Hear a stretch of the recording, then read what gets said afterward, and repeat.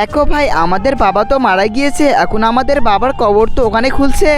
আমাদের বাবা মারা যাওয়ার আগে ইনি কোথায় ছিলেন? বেটা, আমি মারা যাওয়ার পরে আমার সব পয়সাগুলো আমার কবরের মধ্যে দাফন করে দিবি। এই সব পয়সা, এই পয়সাগুলো ওনার কবরের মধ্যে দাফন করে দিবে, ঠিক আছে ভাই?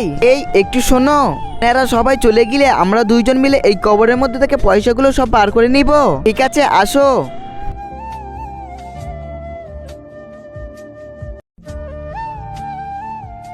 সবাই চলে গিয়েছে, চলো গিয়ে পয়সাগুলো বার করে নি। তাড়াতাড়ি কবরটি খুলে পয়সাগুলো বার করো, কেউ এসে দেখে ফেললে খুব সমস্যা হয়ে যাবে। এ ভাই, আমার বাইকের চাবি মনে হচ্ছে ওই গোরস্থানের কাছে পড়ে গেছে, চলো একটু। এনার কবর থেকে তো সাপারি আসছে, ওদিকে দেখো। কিন্তু তার আগে বন্ধুরা, আমার এই ভিডিওটি দেখে চ্যানেল লাইক সাবস্ক্রাইব করে তার ফোনটি যেন হাত থেকে পড়ে গিয়ে ভেঙে নষ্ট হয়ে যায়। আর যে আমার এই ভিডিওর মধ্যে লাইক সাবস্ক্রাইব করে দিবে তাদের মা বাবার জন্য খুবই ভালো, তাকে আমি তাদের মা বাবার জন্য মন থেকে দোয়া করে দিলাম।